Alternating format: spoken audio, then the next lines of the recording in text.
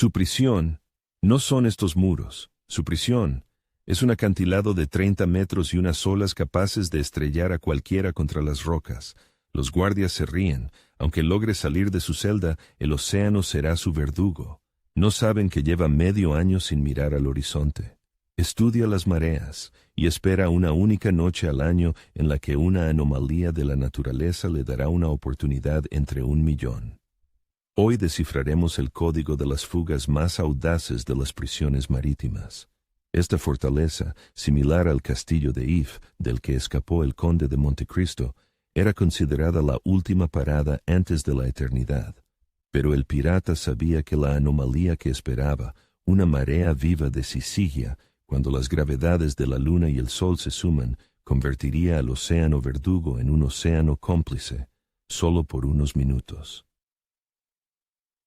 La magnitud del problema era inmensa. El castillo de San Felipe de Barajas en Cartagena tenía muros de hasta 15 metros de espesor, dispuestos en un ángulo tal que las balas de cañón rebotaban. Y la Torre de Londres no solo estaba custodiada por una guarnición, sino también por la infame Puerta de los Traidores, una entrada acuática de la que nadie regresaba. No son simples prisiones, son máquinas de aniquilar la esperanza. Su principal objetivo es quebrar a una persona mucho antes de que piense en escapar. Estas fortalezas no eran meras construcciones, sino ecuaciones matemáticamente calculadas cuya solución siempre era la muerte. No solo analizaremos esta fuga, revelaremos 3 elementos clave del genio pirata, un arma psicológica que no se puede arrebatar, herramientas creadas de la nada y de las leyes de la física, y un plan de acción minuto a minuto para la noche en que todo pendía de un hilo. Verán cómo la mente puede derribar los muros más gruesos. Es como ver a un mago escapar de una caja fuerte cerrada bajo el agua. Pero en lugar de trucos y engaños, les mostraremos la física, la psicología y la estrategia reales. Verán cómo los piratas no eran simples bandidos, sino grandes maestros jugando una partida de ajedrez con la propia realidad, donde el precio de la derrota era la vida. Esto nos lleva al concepto de la jaula natural, prisiones donde los barrotes principales son creados por la propia naturaleza, como acantilados, corrientes y tiburones. Nuestro pirata del inicio de la historia es un claro ejemplo. Fueron precisamente estas prisiones, consideradas absolutamente inexpugnables, las que engendraron el tipo de pensamiento más innovador entre los reclusos. Un ejemplo clásico de jaula natural es la prisión en la Isla del Diablo, en la Guayana francesa. Los guardias bromeaban diciendo que tenían 3 turnos de vigilancia, uno en los muros, otro en las patrulleras y un tercero, el más fiable de todos, los bancos de tiburones que rondaban el estrecho. La paradoja es que cuando un sistema se cree invulnerable, deja de prestar atención a los pequeños detalles. Y es precisamente en esos detalles donde el genio encontraba su camino hacia la libertad. La primera fase de la fuga no tiene lugar en la celda. Ocurre dentro del cráneo. Mientras el 99% de los prisioneros se quebrantaba bajo el peso de la desesperanza, el 1% convertía su celda en un laboratorio. Su arma principal era algo que los carceleros no podían quitarles, su mente. Es lo que el psicólogo Viktor Frankl, superviviente de un campo de concentración, llamó la última de las libertades humanas. La libertad de elegir la actitud personal ante un conjunto de circunstancias. La prisión les arrebataba todo, pero no podía arrebatarles su capacidad de observar, analizar y esperar. El cuerpo estaba en una jaula, la mente ya estaba cavando un túnel hacia el exterior. Nuestro pirata no se limitaba a mirar las mareas, las catalogaba. Registraba mentalmente los más mínimos cambios en el comportamiento del agua, relacionándolos con la fase lunar, la estación y la dirección del viento. Era un análisis sistemático, no una ciega esperanza en un milagro.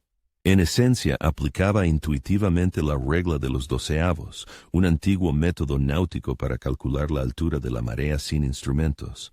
Era como Darwin en las Galápagos, solo que su isla era una celda de 3 por 3 metros, y la especie que estudiaba era el propio océano.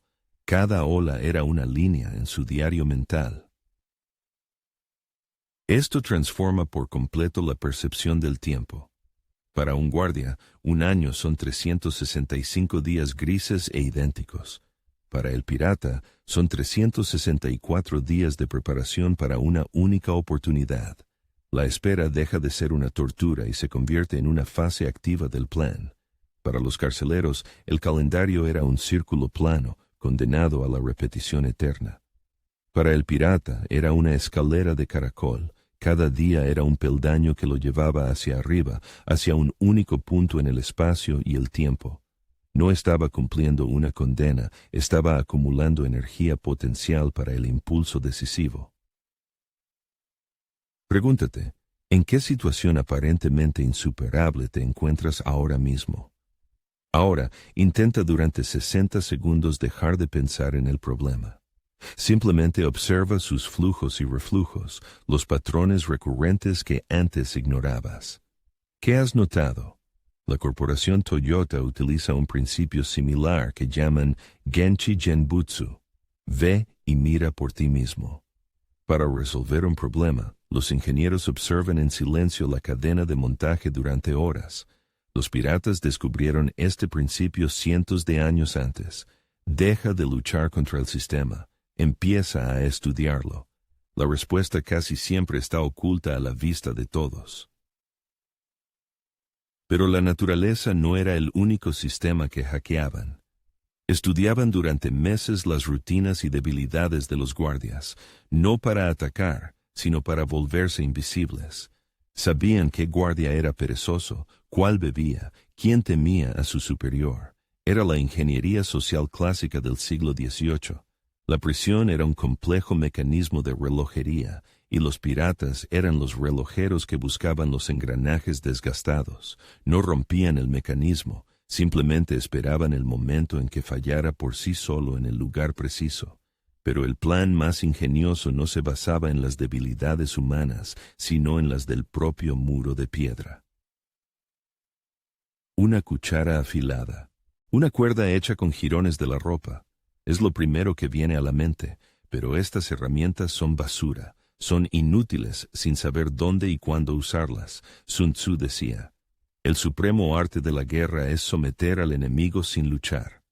Los piratas no asaltaban el muro. Su principal herramienta no era el metal afilado, sino el conocimiento.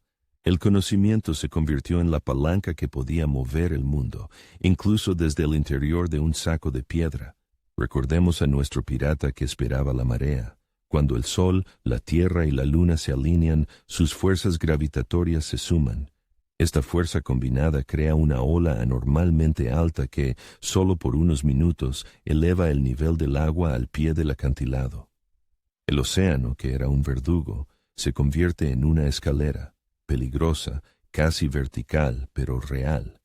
Es como el atraco a un banco donde el papel del ladrón de cajas fuertes lo interpreta la luna, y su campo gravitacional es la ganzúa. 300. 64 días el océano fue un perro guardián. Esa noche, por una conspiración cósmica, se convertía en una máquina de escape. Pero había otros métodos. Un prisionero pasó meses recolectando cáscaras de limón y otros desechos orgánicos. Con ellos fabricó un ácido débil pero funcional. No intentaba disolver los barrotes. Gota a gota, destruía el mortero de cal entre las piedras. Era una auténtica guerra bioquímica contra la arquitectura.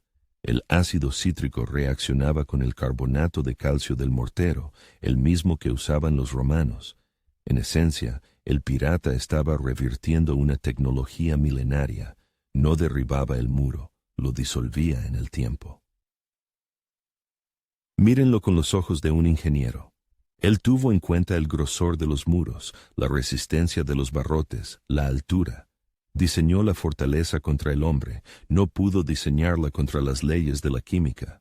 El gran ingeniero militar Vauban, cuyas fortalezas se consideraban inexpugnables, creó defensas contra cañones y asaltos. No pudo prever una vulnerabilidad de día cero en el propio mortero de construcción.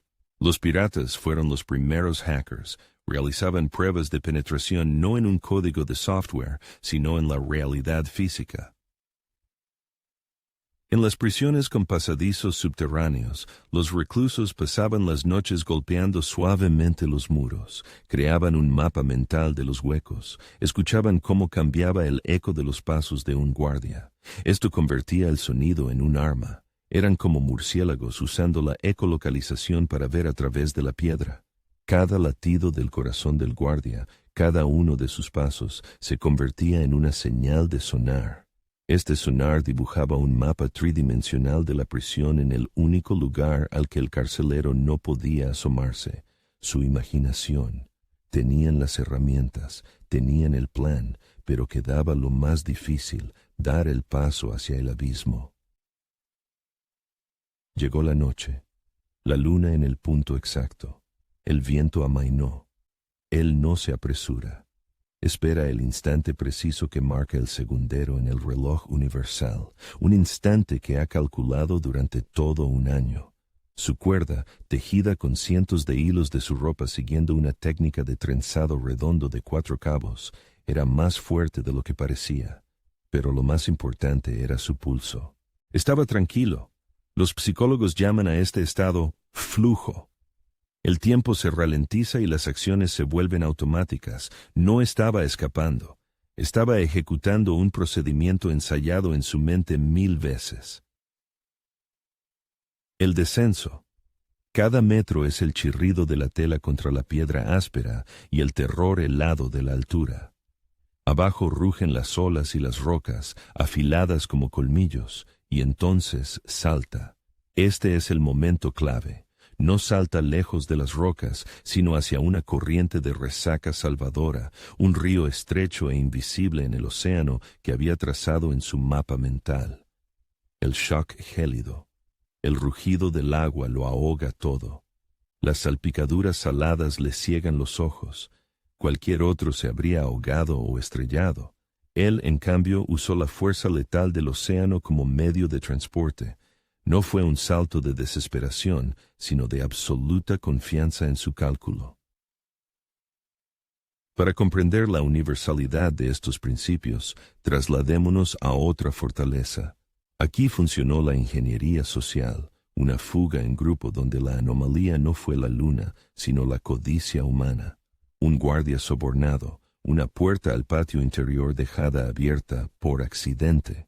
Si la primera fuga fue una ecuación de física, esta fue una genial puesta en escena teatral. Todos, desde los fugitivos hasta el guardia comprado, desempeñaron su papel. La llave que encajó a la perfección en la cerradura del sistema penitenciario fue el resentimiento de un subalterno hacia su superior. Evaluemos lo que está en juego. En el primer caso, la probabilidad de éxito es del 1 o 2%. El precio del error, la muerte instantánea a manos de los elementos. En el segundo, un 10% de éxito, pero el fracaso significa tortura y una ejecución lenta para todo el grupo. Esto nos plantea una elección.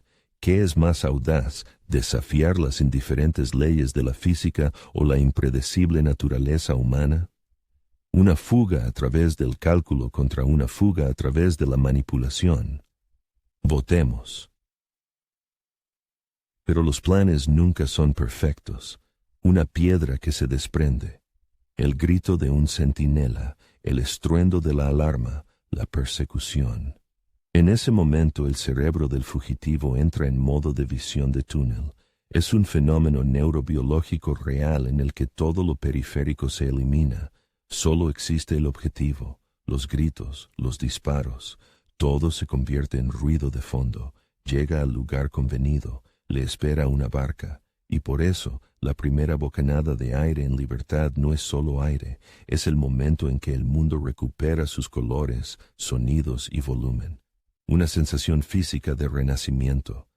Pero salir de la fortaleza no es el final de la historia, es el comienzo de un juego nuevo y aún más peligroso. Escapó de una prisión de piedra solo para encontrarse en una prisión invisible, pero mucho más grande. El mundo entero se convirtió en su patio carcelario, donde cualquier persona podía ser un guardián. No tiene dinero. No tiene aliados. Cada puerto es una trampa lista para cerrarse. La paranoia se convirtió en sus nuevos barrotes. Algunos se disolvían entre la multitud, cambiaban de nombre, se convertían en fantasmas, desapareciendo para siempre de las crónicas. Pero los más audaces regresaban. Su fuga se convertía en su marca personal, en su capital. Es como el caso de Jack Shepherd, un ladrón londinense del siglo XVIII. Escapó 4 veces de las prisiones más seguras, convirtiendo su habilidad para fugarse en una leyenda. La historia de la liberación de un pirata se convertía en su tarjeta de visita en el mundo del hampa.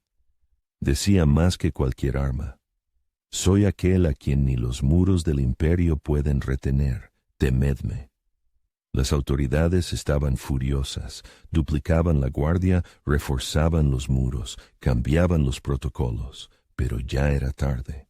Una fuga exitosa era como una fina grieta en la presa monolítica de la justicia imperial. No destruía el sistema, pero demostraba que no era invulnerable. Y esta noticia, transmitida en susurros de celda en celda, era más peligrosa que cualquier motín, porque les daba a los prisioneros el arma más temida por los carceleros, la esperanza. Así nace el protocolo de la audacia. 3 reglas que derriban cualquier muro. Primero, encuentra la ley física de tu problema. Deja de golpearte la cabeza contra la pared. Busca el patrón oculto, esa marea que puedes usar a tu favor. Segundo, convierte la espera en observación. El tiempo no es tu enemigo. Es tu principal recurso para recopilar datos. Cada segundo de inactividad es un segundo de análisis. Tercero, usa la energía del sistema en su contra. Es el principio fundamental del judo. No te resistas a la fuerza, redirígela. La mayor fortaleza de la prisión, su rutina inmutable y predecible, se convirtió en su principal vulnerabilidad. Los piratas no rompieron el sistema, usaron su propio peso para que colapsara en el lugar y el momento adecuados. La historia de estas fugas no es solo un relato sobre piratas, es un himno a la inteligencia humana, capaz de encontrar una salida donde no la hay. Es la prueba de que la prisión más segura puede ser vulnerada si se encuentra la llave correcta, y la mayoría de las veces esa llave no está en la puerta. Está en tu cabeza. Los muros eran reales, pero la prisión en sí misma era un estado mental. Estas personas encontraron un fallo en la matriz de la realidad. Demostraron que incluso los barrotes más sólidos son impotentes ante una mente que se niega a reconocerse como prisionera. ¿Qué jugó el papel decisivo en estas increíbles fugas? ¿El frío y genial cálculo o la inquebrantable voluntad humana de ser libre? Escribe una sola palabra en los comentarios: cálculo o voluntad. Veamos cuál predomina. Es curioso que los propios piratas, siendo gente supersticiosa, a menudo daban las gracias a la dama Fortuna, pero sus acciones demuestran que creían en el análisis frío y no le dejaban a la suerte ni la más mínima oportunidad. Entonces, ¿qué fue en realidad? ¿Y qué es más importante para escapar de tu propia prisión personal? Escribe tu opinión.